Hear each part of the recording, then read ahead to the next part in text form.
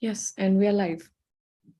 Thank you, Swati. So starting off, I'll give a very brief introduction about myself. My name is Kirandeep. I'm an associate product manager too at Product People. I've been with Product People for about 6 months now. And in this short period of time, I've gotten the opportunity to be involved with a few clients on multiple project scope. The nature of our work allows me to kind of have these diverse experience in such a short period of time. And talking more about Product People, what we do is we essentially help companies discover and deliver great products faster. We do this in mainly two ways, where we manage all the unglamorous work of product managers on an interim basis, which usually takes somewhere around 3 months to 1 year and more. And we also have a community of over 14,000 people now. We create events and share knowledge generously with the community. And I personally want to thank every one of you for being a part of it today. So if you or anyone you know is in need of our services, please remember we're always happy to help. Furthermore, together with you, we conduct these weekly meetings. And today, like always, we have a guest who will talk to us about an exciting subject from the product management world. This will be followed by a Q&A session and a friendly networking event within the common space, to which all of you are dearly invited to. So before we start, I want to do a very quick icebreaker. We have a couple of questions for you, and we'd like to hear about what you think. You will see these questions pop out very shortly on your Zoom. For others who are watching on other platforms, please feel free to answer based on your comment section. For Zoom people, you will be able to share your answers within the poll. So the first question is, what do product-based corporations need in order to excel in the long term? Is it product owners? Is it product managers? Or is it both? And the second question is, have you witnessed any transitions in your team company by introducing a new product manager role? We'll give probably a minute for people to kind of give in their answers, and we'll shortly share the results. I'm personally curious to see what people think, especially in terms of transitions happening within Teams company by introducing product managers. I'm curious to know what people here think.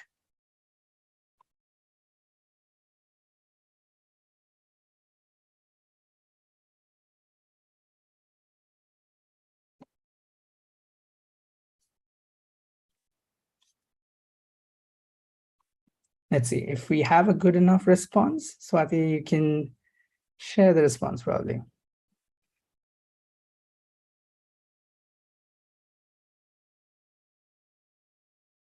Great. So it seems like an equal split for the first question. Not equal. Mostly people think they need product managers or they need both. And people, about 67% of people think that they haven't witnessed any positive transition by introducing a new product manager role. I think that's very interesting to see. And I guess let's find out more when we have our speaker today give his thoughts and share his knowledge on this subject. So having said that, I want to introduce today's speaker, Juan Jose Dardan Mota. You can call him JJ, who is the head of innovation management for Auto Group. He advises emerging startups with product concepts and specifications, tool selection and implementation, and team setup and agile processes as well. So without further ado, I want to invite JJ to share his screen and take the floor. Thank you. Thank you all for having me today. It's really great to be here. I will start sharing now my screen. So I think you can see now my screen, I believe, right? Thumbs up if you can see my screen. Great. Thank you. Thanks for inviting me and for having me today. I'm looking forward to talking to you and to figure out what this question is really about, right? So why is product management so hard in corporate environments? To be honest, I just made that statement by myself. I think it's something that I have experienced. Maybe some of you have experienced it too in the past. We're going to go deep into here to see if we can figure out why. So to scope my talk a bit, to give you just a brief introduction on what I am going to talk about, and most specifically what I'm not going to talk about this afternoon. I believe if you search through YouTube or any other service, even Udemy or whatever other school thing, there is always this differentiation between B2C product and enterprise product management, right? This is not what I'm going to go into tonight, because I think it's fairly clear. It's quite straightforward what the differences are. We may touch upon some certain aspects of it that drive me to have this idea of product management being hard in corporations, but it's not the focus of this talk. And when I talk about corporations, I mean mostly incumbent corporations. By that, I mean companies that have been leaders in the old economy and need to survive in the new digital economy and basically transform their business and try to get better at it, right? So this transformation, this transition, that's where I think that the concept of product management has a lot of problems and basically is undervalued and not used properly in most cases. And therefore, I want to focus with you today on three aspects. This mere transformation of incumbents, those companies that were big, probably are still big, but need to change to not get swept away. I want to use the term that maybe some of you might be quite familiar with, Conway's law. We're going to look into that, what that means and what that means in the context of what I'm talking about. And the third aspect is project to product, which is basically connecting the first two to a result and to why I think product management is sometimes a bit complicated there. But before we go deep, thank you, Kiran, for your introduction. Just so that you have a few more insights on my persona, this is me. I'm JJ. Call me Juan Jose or JJ is both fine, but I think I lived long enough in Berlin to basically people know me by JJ. I call myself a Spanish Guatemalan from Hamburg because I was born in Guatemala. I have a Spanish mom and partially grew up there, and my hometown is Hamburg. It has been now with interruptions for almost 20 years. I'm a husband, I'm a dad, I'm 42, and I work at Otto Group, as I was introduced, as head of innovation management. But parallel to that job, I'm also something called principal product manager, which means that I basically have one of the product management flags inside the company to get better at this topic inside there. And as you can tell, it's quite visible. I am an FC Barcelona fan, have been all my life. And if I'm not on Teams calls or on Zoom calls like here or watching football, I am running around with my two sons in my cargo bike here in Hamburg-Volksdorf in the north of Hamburg, where it's quite fun to ride bike. So this is just about me. And as to just keep it in the football thematic, I don't know if you know Fabrizio Romano.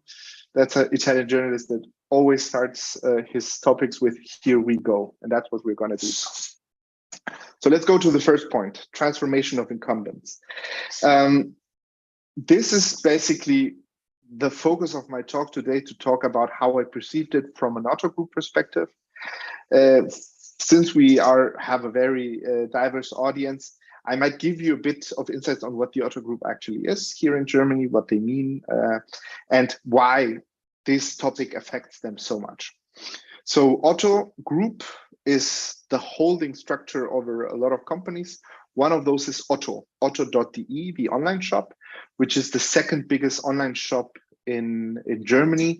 If you basically take into account that eBay doesn't sell by its own name and it's a pure online marketplace player, and Amazon and Otto both have both sides, right? They sell on their own name, and they also have third-party marketplace partners selling on their platforms. So Otto.de, which is most of the part of this talk, being the biggest online shop, has a lot of history, right? And I'm going to give you a bit of historical context on what they have done, because this is actually very important to why problems arise and why sometimes these transformations are so difficult. So to start with, Otto was founded in 1949 as a mail order company. For all of you that might be way younger than me, mail order meant you received a catalog at home or got it somewhere, and you could choose what products to buy, and then you had like this card that you can fill out and just send it, and then you would get your products at some point, right? So this was Otto. And there were other German players running with that, Neckermann, Quelle, and all of those died along the way. Otto still exists. And so when they started, they had this catalog, which was the first catalog was issued in 1950, which is just shoes. That's how they started. And that's how this catalog looked like by then. And then if we move 45 years later, Otto.de goes live, 1995. So if you look at it from a, let's say, historical perspective, they went really early, right? So, I mean, 1995, I don't know, I don't remember what the internet penetration was here in Germany, but I surely didn't have internet access back then. I think I waited until 97 or something, 2-3 years later. And Otto started very early, and that is the first version of the website. As you can say, it's Netscape Navigator, which is also a cool gimmick in there. That is how they evolved, right? So that is first when I read about this back then when I joined Otto, I thought, cool, right? So they've been on it a long time. But now comes the next step. 2015, so basically 20 years later, they initiate a program inside the corporation which is called Kulturwandel, which translates to cultural change, which is basically to take the whole company and adapt it to a more modern working world, right? This Kulturwandel, despite being, let's say, a bit late, I would say, still allowed us, for example, through the pandemic to be able to work remote fully without almost any problems, right? So that was something that was started then. They started quite late, but they started it pretty good. So they went the whole way that was needed, and they are still working on that. Then 2017, Otto.de decides to become a marketplace. So to not just be Otto.de, but to also allow other partners to sell under Otto.de, which is a big paradigm, right? Because it's a different business model, and coming from a mail order company to that, it's quite a leap. But then the best of all these anecdotes is 2019, the last catalog was printed. So what they started with in the 50s, the last issued catalog was 2010. That's only 4 years ago. And that just tells you how painful this transformation is and how much of the old organization that was serving the purpose of releasing and publishing a catalog is still ingrained in this company, right? And how difficult it will be, or it is at the same time, it has been to move to a pure online player, right? And they did the bet 2018, actually not only because customers are not demanding it anymore, it's also a cost factor, right? So just imagine how much money it costs to print a catalog in the amount of units that they need, right? So the perfect picture to just look through this whole history and think of the transformation in that corporation can only be this, right? So being afraid of everything, it's not only being afraid of business results, it's also being afraid of, for individual colleagues of mine, of what does my job mean in the future setup? What does this marketplace mean for my job? I am in merchandising. I basically decide what the products are going to be sold here. And how come now third parties and also offer their products on my platform? What does that mean for my job? How am I being evaluated? How are we successful? So all of those questions are very important in this transformation and are very critical to what you can achieve. And if you think of this organization, how it was built up, serving the sole purpose of publishing this catalog, and then on the side serving an online shop, right? Because that's basically the history until they got rid of the catalog, and they now need to move into becoming an online shop, a pure player, online player. And that's where Conway's law comes into effect.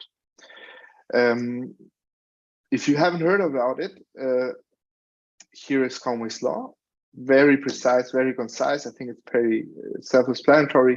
Organizations who design systems are constrained to produce designs which are copies of the communication structures of these organizations, which basically translates to, if you have an organization set up with different units, team, departments, most of the times your system architecture, so meaning all your software serving this business, will reflect that reality, how communication happens inside those departments or also between those departments, right?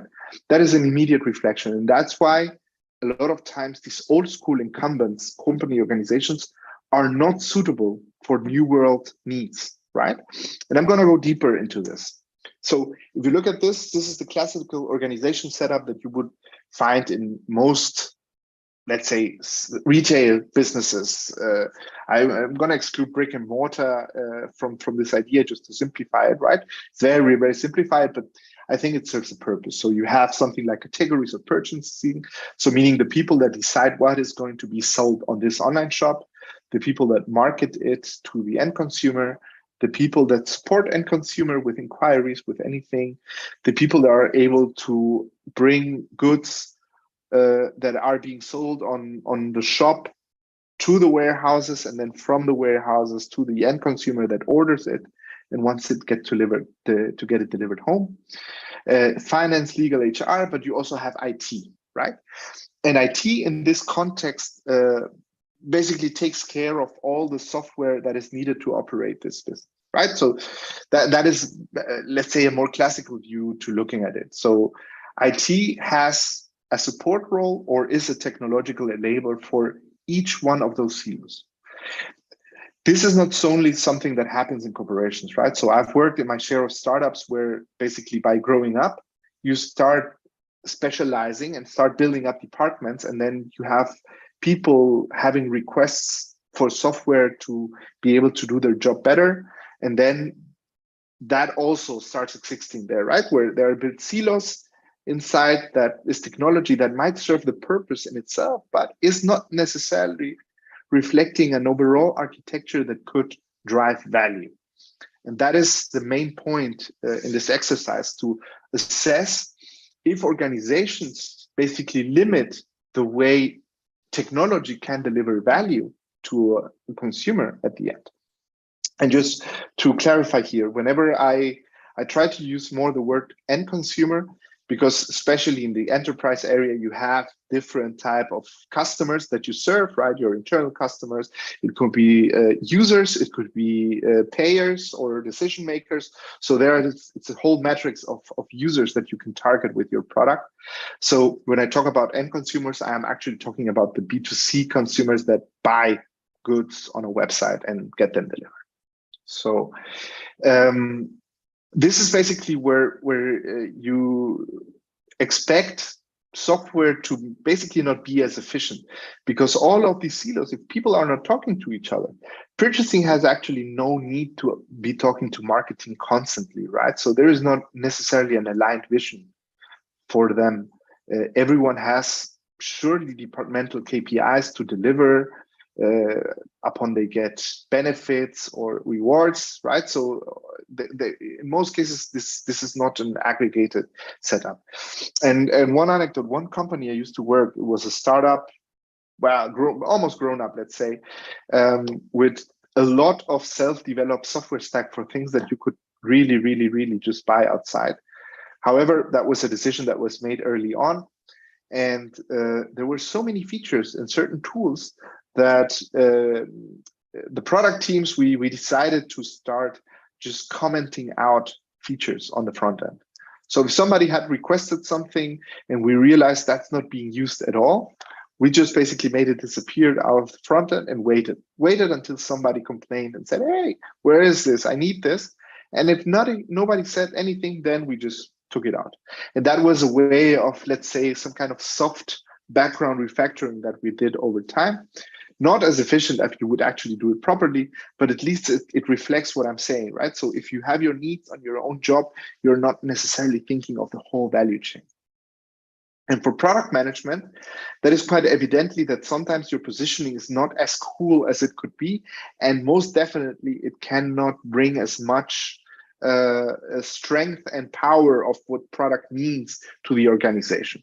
So you become just a pure tech and requirements translator, right? You're basically moving requirements from A to B so that engineering teams can build them. Then you ship them back and say, is this what you wanted? Yes, no, maybe, I don't know. I'm not using it anymore because business changed. And then you just move backlog items along, right? So you start every sprint to decide what is the next thing. Of course, you go to your stakeholders, you try to focus on the right things to do. I am not doubting all of that, right? So in itself, it's surely a good job. However, it's siloed. It's in each segment, you have this setup and everyone is doing their work around. And even if all product managers get together and try to develop a common vision, if they are doing it by themselves and there is no buy-in of overall management in the company, then it won't have almost any effect, right? And this is way more clearer if we look at the, let's say, classical e-commerce value chain. You see, a lot of terms there also appear in the organizational chart, like purchasing, logistics, but they are divided basically in activities that all by themselves deliver some kind of value. And if you start looking at it from there, you could basically segment those activities into teams that have an end-to-end value for itself. And you could track value delivery over all those activities to actually understand where things might not be going well.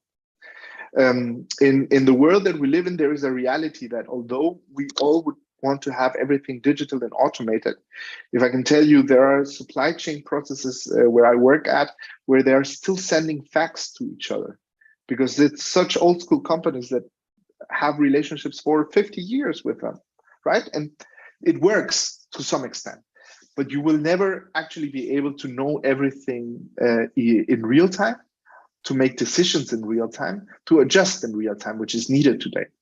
If you guys think of the Suez Canal crisis a few years ago, right? We were totally affected by that, right? But our whole systems didn't automatically make any type of decisions or, let's say, setups to be able to handle it, right?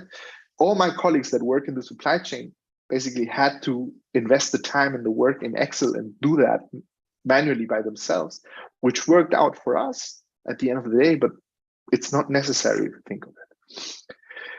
So this setup is surely not complete, right? It's also a bit simplified, but it's you can tell this doesn't necessarily reflect the organization that I showed before.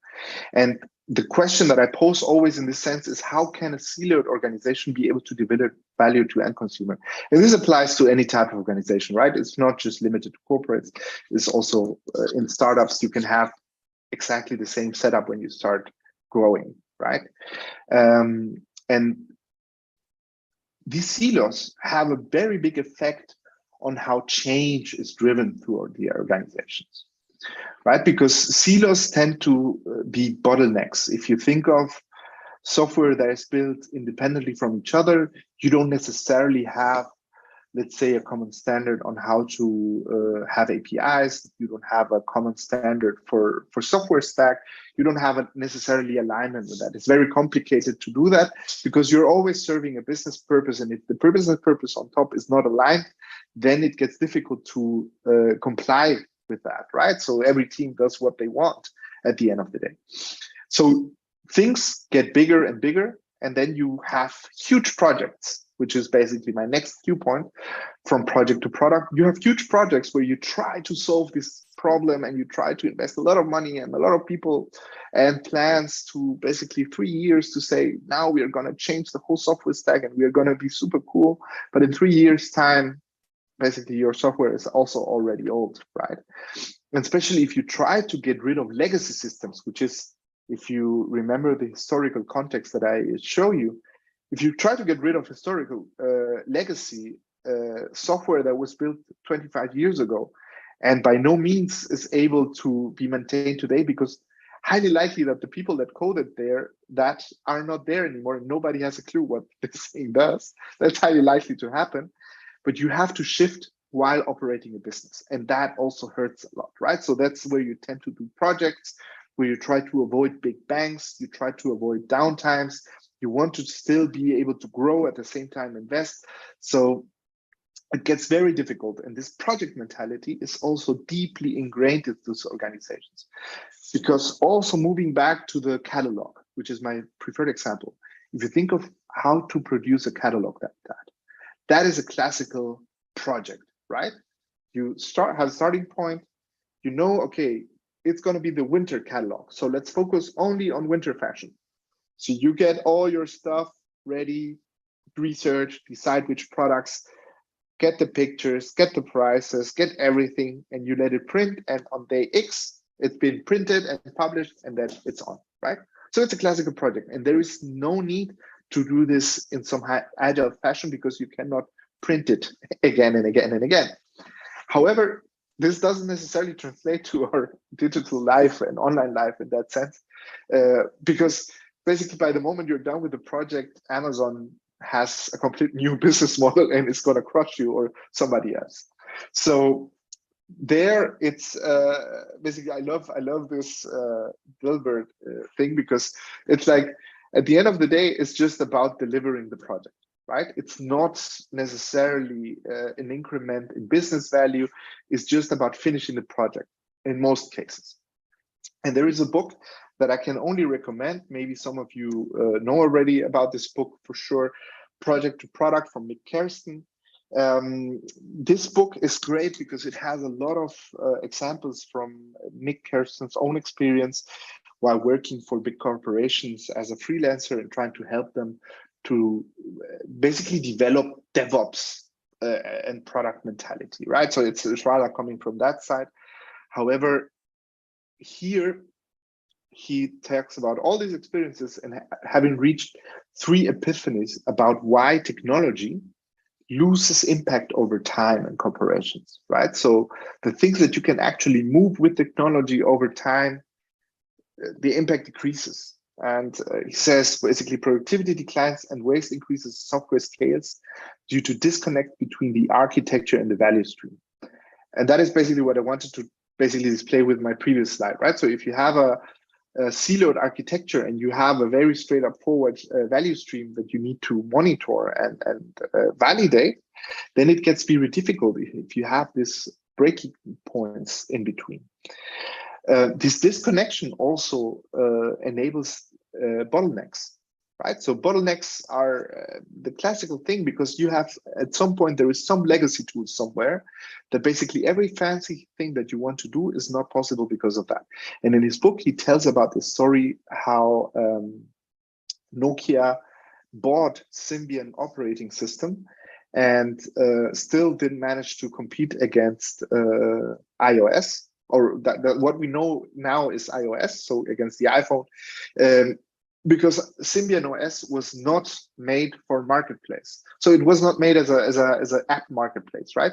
So they had to deliver every single functionality in the software. They had to build it by themselves. That just exploded everything. And business was not aware of that. They just thought, now we need to move in the direction of the iPhone, do it. Project, 20 years, I don't know. And they failed, right? The third part is software value streams are not linear manufacturing process, as I mentioned before with the catalog, right? It's a collaboration network, and that is today far more important than any time. And then there is this one slide that I will not go into deep, but this is basically this representation of project-oriented versus product-oriented. But I can tell you, so timeframes is very important, because what I know from my colleagues, especially in a company like Otto, you have to imagine that this value chain is not only a value chain between departments, it's also a value chain between companies, because we have supply chain companies that are based in Hong Kong. We have fulfillment companies that are based here, but are basically the guys, the Hermes guys that bring you the goods to your door here in Germany. all of those are different companies with different IT teams that they don't have any type of interaction with each other. They don't work together on a regular basis. They only connect in big projects. And that's where all things go, well, not so good. And one aspect is the life cycle of a product is something that we always lose sight in these setups, right? You start a project, you end the project, and then it's done. Maintenance and everything, let others take care of it. My project is done. But moving to a product-oriented version of it would allow you to have some kind of life cycle management with your enterprise product, which makes sense, right? Because at the end of the day, if you know at some point that the technology that you're using is going to be obsolete because lack of developers or whatever it is, you can prepare to move into a future world if you know that. But in most cases, people don't know that. So if you think of the transformation that I mentioned from being a catalog to an online pure player to becoming a marketplace, then this just makes it a bit more complex if we think of transformation from project to product, because this needs a lot of other type of changes inside a corporation that are not mainly driven by product, right?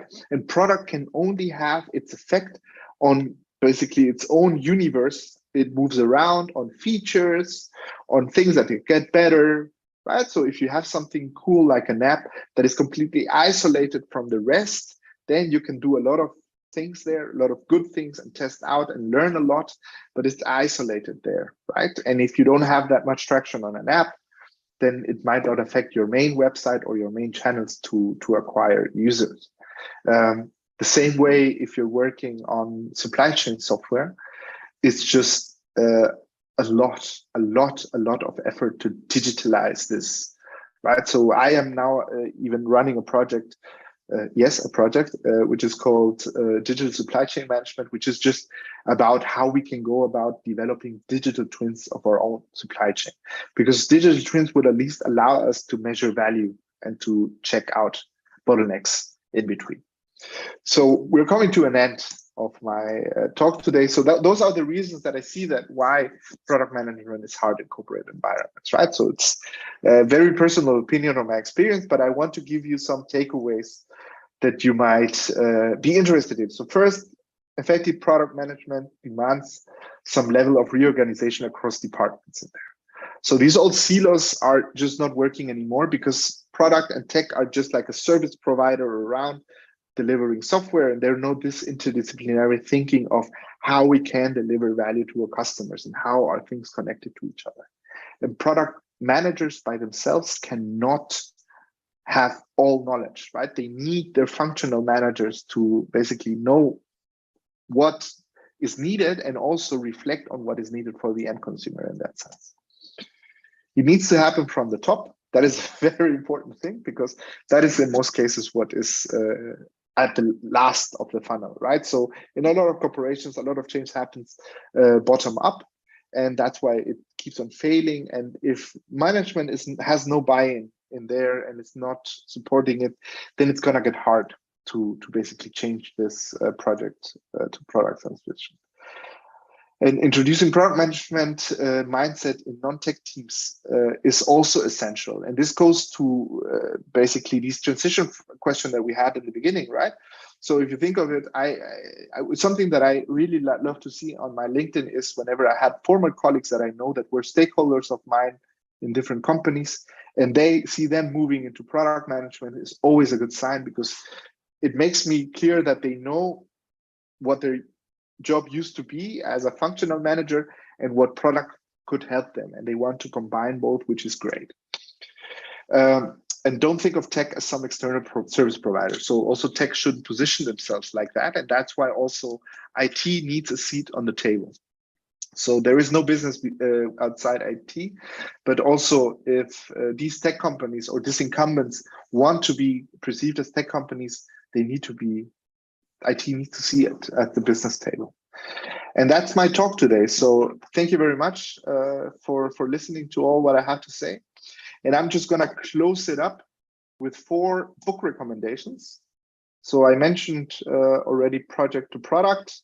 Seat at the Table from Mark Schwartz is also a very good book about what I just said, right? So IT leadership, outside IT project management.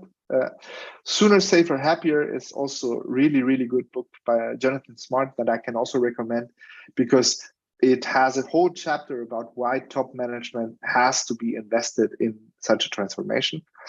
And one of the classical literatures, Team Topologies, that's one of the books that has basically resurfaced this term of Conway's law in a lot of teams, where you have basically a better understanding on how also tech teams by themselves can be set up in value streams and also have supporting teams of their own. So this is all very good literature that I would just recommend for you to have. Thank you. Thank you so much, JJ. I will take over the screen now. Just give me a second.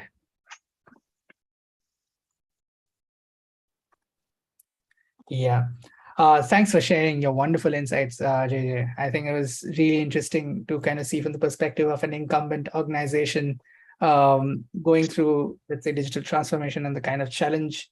And especially, I really resonate with the fact that how you said when it comes to these digital transformation, like going through these kind of change, the buy-in from the top management is so much important in going through that. So yeah, I hope you everyone really liked the talk that JJ presented. Please share your questions with us by sending it on the chat on Zoom or by commenting on other platforms. We'll make sure to take all of those questions and take this conversation forward into more interaction. And while you send us over your questions, I will share a bit more about product people. In terms of what we work in. So our typical use case are where our team is best fit to your company. We help you cover the product management positions. In some cases, like your product manager is on a parental leave or leaving or have left your company, and the hiring will probably take about 2 to 9 months.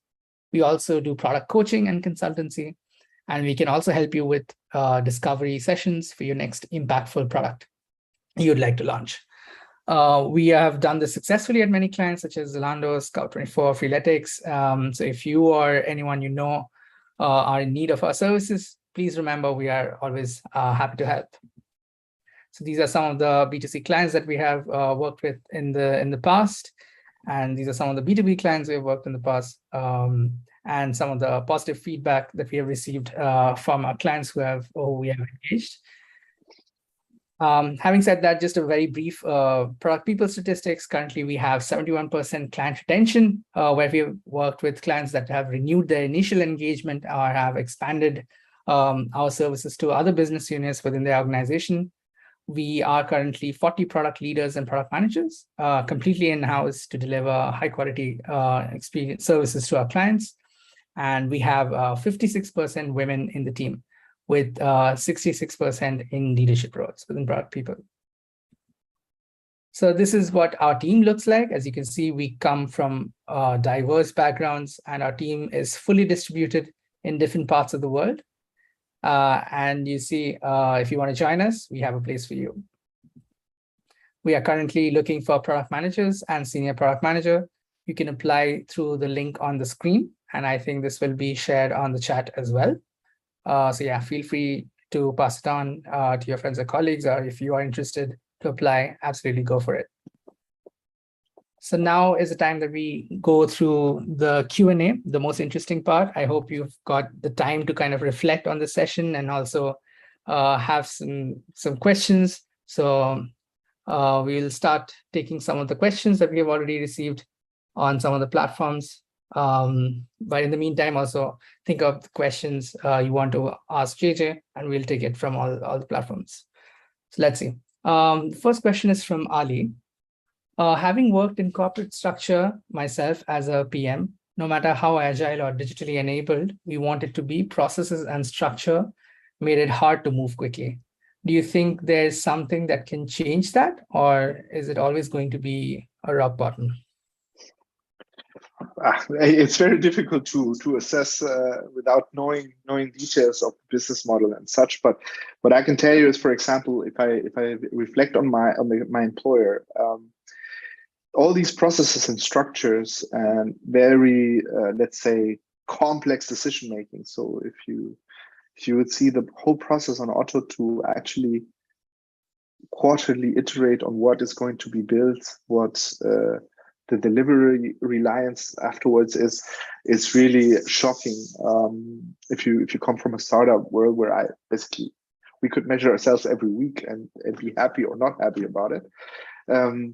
I think that it is very difficult to move on from that. So I have no solution directly.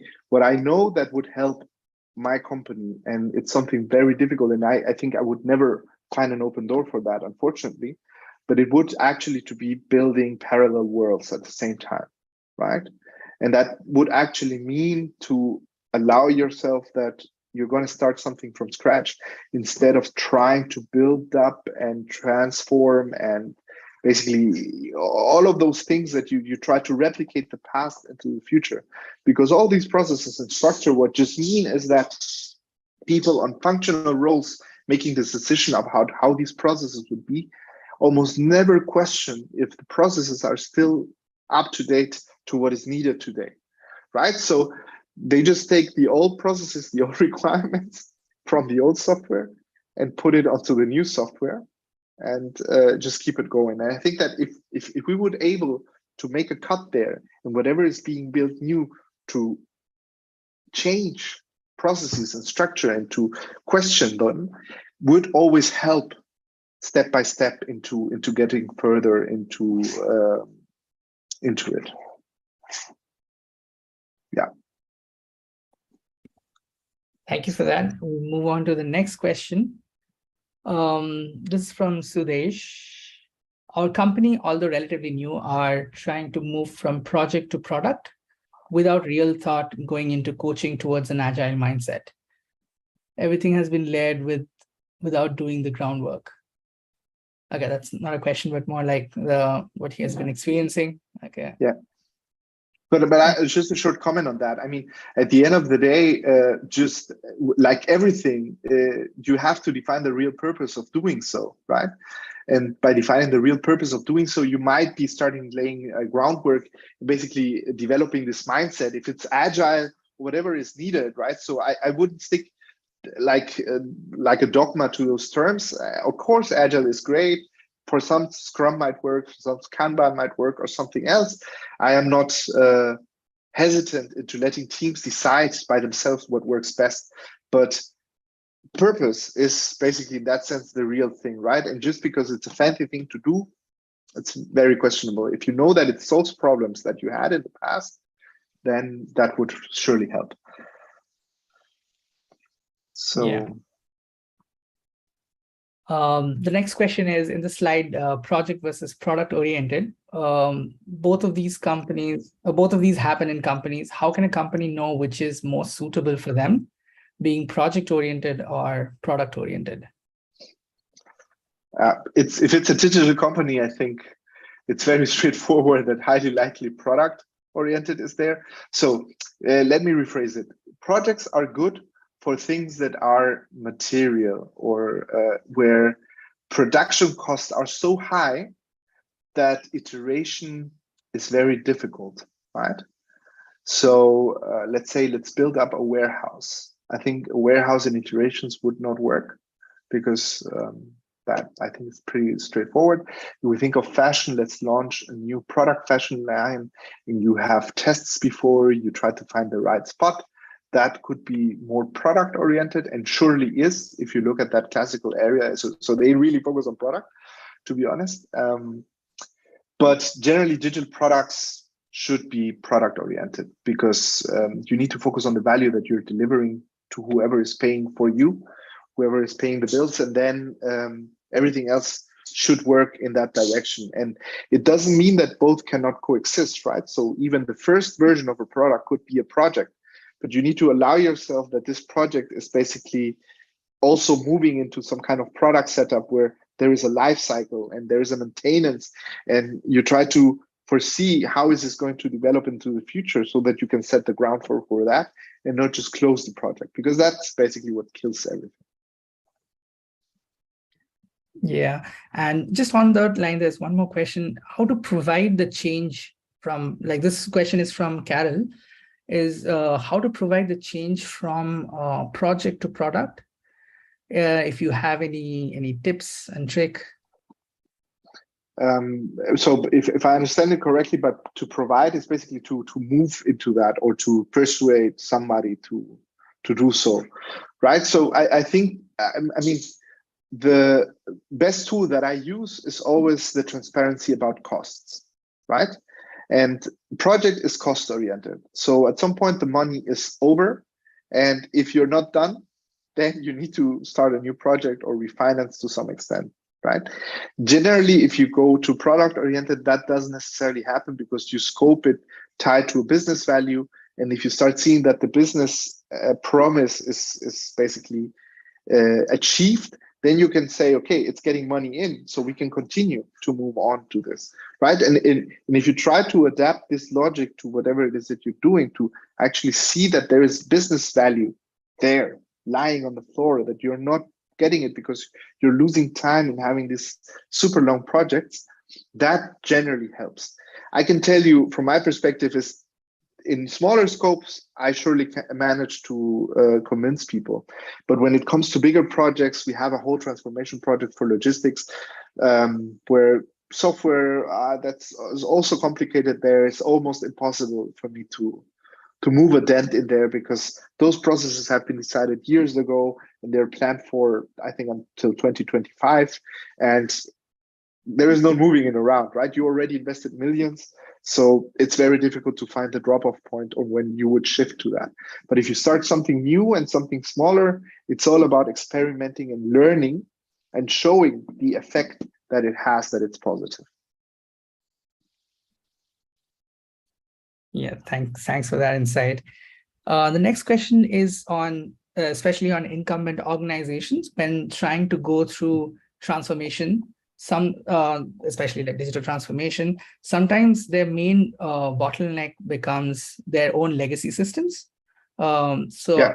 How do you recommend like navigating those scenarios, especially when you have your own legacy systems and you when you have to integrate or you do not have that in place? So how do you kind of navigate that situation? It's difficult. That's my reality, basically. That's our reality at Otto. We have so many legacy systems that a lot of changes or needed changes are just paused until you are able to have another system and basically deprecate the old one. I think that that's basically what I meant before, is that sometimes to be, let's say, bold, going the bold way of actually just building something new from scratch without having it to adapt to the old world too, is something that surely, in my opinion, would in a lot of cases pay out more. Nonetheless, for legacy systems and in corporations, the reality is oftentimes that you might not have teams that are able to work with it. The reality is that you cannot hire people that are actually able to work with that technology if it's really old systems, right? Because we have a lack of engineering. So the market is a applicant market, and people can choose where to go. And of course, I'm not going to choose to go work as an engineer for old technology. So it's like that reality just needs to drive organizations into moving away of trying to connect the old world to the new.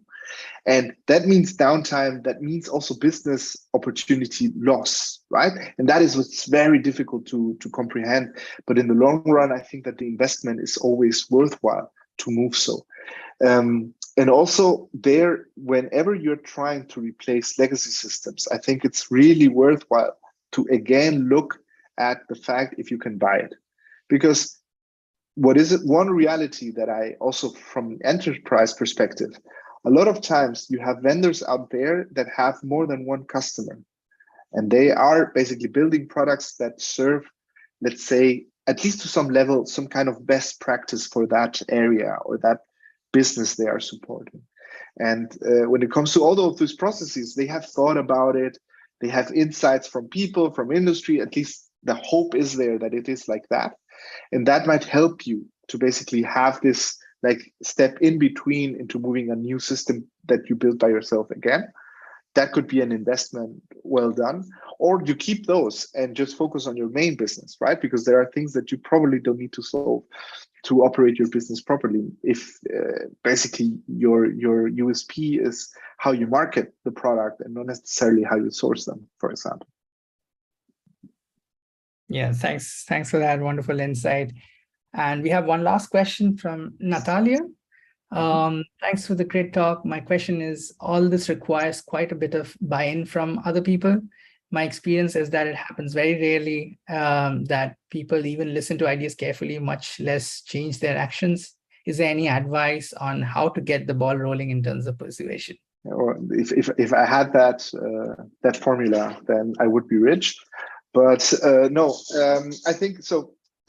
Coming from a different area, right? As you guys all saw, I'm also head of innovation management at Otto. And there is one principle that I run there with my team in matters of innovation. There is this book from a guy called Tendayi Viki called Pirates in the Navy. And what he says is basically that it's always cooler to be a pirate than being in the Navy. That's some term that Steve Jobs used to motivate engineering teams, basically to be pirates, right? To not do whatever somebody else is expecting from you, but just run wild and do innovative stuff. I think it's very important to actually get those people that share your opinion and that have the similar mindset to be able to connect with those and basically reflect on your own realities in there and try to figure out what needs to change so that you have at least some kind of broader scale and you're not the only pirate there trying to board the Black Pearl. That is something that I consider very helpful in any case for any type of transformation and change inside corporations, because you search for these groups and these groups can also help you to challenge yourself if it's also all what you're thinking is also that evident or that right. And then it's really cultural change, and Otto has been doing that now for 7 years. And it's really a change that takes time. Unfortunately, there is no shortcut to that, I believe, unless you basically hire a complete new set of people and replace everyone that is doubtful. And that can also be good, right? So I strongly believe that there are people that are willing to change their ways of working and are willing to learn. As well, there are people that are not willing to learn. And at some point, you might need to basically say goodbye to those that are not willing, but it's not a process that can be done in short time. I think that's the only thing that I can basically give you. I don't know. I'm not sure if this helps a lot, but find your pirates. That could be a first step. Thanks for that advice. Like, definitely thank your pirates. It's something that I'm going to take back from this session.